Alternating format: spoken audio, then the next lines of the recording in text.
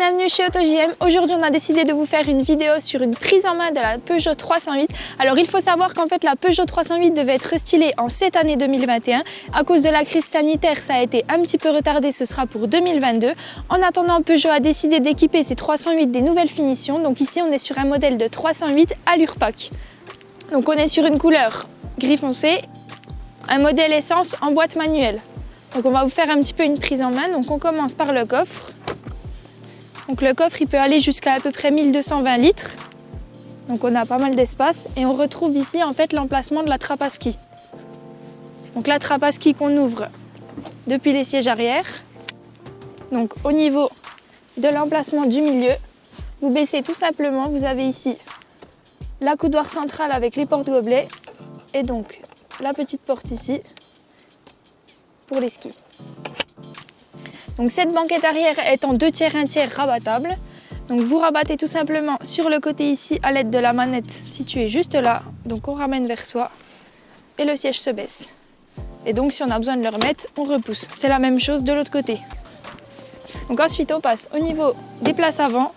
Et donc on va aller faire un tour du côté du iCockpit Peugeot pour découvrir les fonctionnalités de l'écran, du volant. Donc on est à bord de la Peugeot 308, donc comme tous les modèles récents, elle bénéficie du système Start and Stop.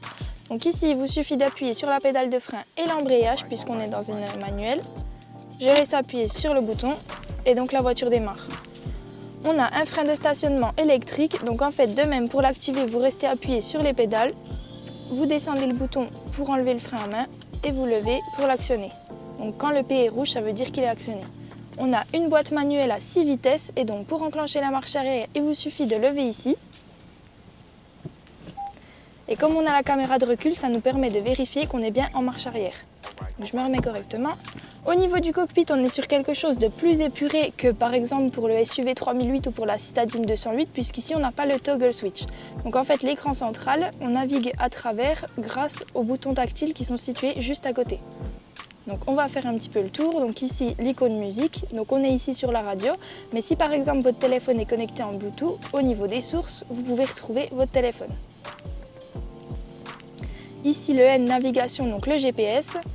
Comme dans tous les véhicules, il vous suffit tout simplement de saisir une adresse, un point d'intérêt, etc. pour aller d'un point A à un point B. Donc comme ça vous avez le chemin qui est indiqué et vous n'avez plus qu'à suivre la route. Vous avez ici la température, donc en bizone, c'est-à-dire que le passager et le conducteur peuvent avoir des températures différentes selon chacun.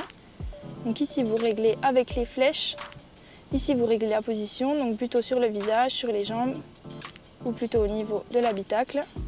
Et ici l'intensité. Donc ensuite à droite on a l'icône téléphone. Donc quand votre téléphone est connecté, vous pouvez passer un appel depuis ce menu-là et retrouver vos contacts, vos appels, etc. Ici, vous avez les applications du téléphone. En fait, c'est les applications qui sont reliées au téléphone, donc Apple CarPlay et Android Auto. Donc, c'est ce qui vous permet de retrouver carrément votre écran de téléphone directement sur l'écran de votre voiture. Donc, c'est si vous avez vraiment besoin d'utiliser votre téléphone au volant, ça vous permet de ne pas avoir à l'empoigner directement. Donc, dernier menu ici, vous avez les aides à la conduite, donc parc assist, commutation automatique des feux de route, etc. Donc, vous descendez ici à l'aide des flèches.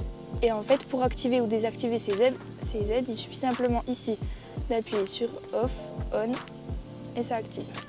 Vous avez ici les réglages du véhicule, donc toujours dans ce menu-là. Donc les feux, éclairage d'accompagnement et d'accueil, donc qu'on active et désactive de la même façon. On a accès véhicule, donc déverrouillage du coffre, etc. Le menu confort et tout ce qui est lié à la sécurité.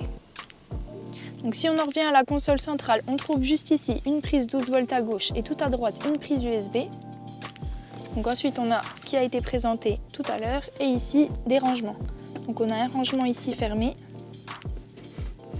et également l'accoudoir qui contient un autre rangement.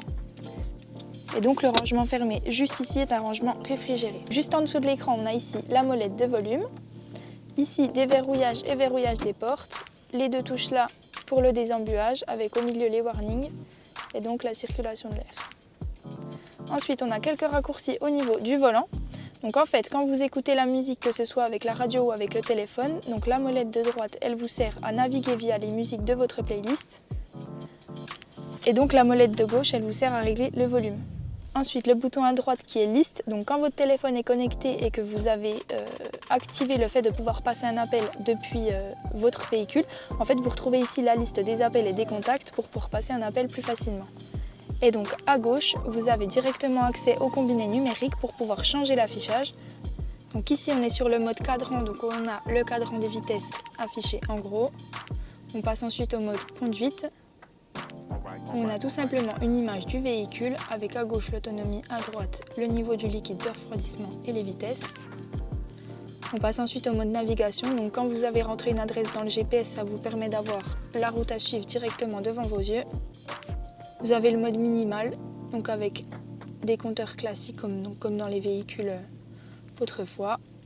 Et vous avez les modes personnel 1 et personnel 2, donc qui sont des modes que vous aurez personnalisés avec les informations que vous souhaitez avoir. Pour terminer, ici au niveau du pavillon, on a donc le système SOS Connecté Assistance. Donc c'est si jamais vous avez un accident ou autre, vous pouvez appuyer sur ce bouton pour déclencher un appel. Ici c'est l'assistance Peugeot, donc si vous avez besoin d'un renseignement pour vous servir d'un équipement par exemple du véhicule. Donc les liseuses, ici c'est le côté conducteur, ici c'est le côté passager. Et ici tout simplement les lumières. Donc si vous voulez qu'elles soient complètement allumées à droite. Et au milieu, elles s'allument seulement quand les portes sont ouvertes.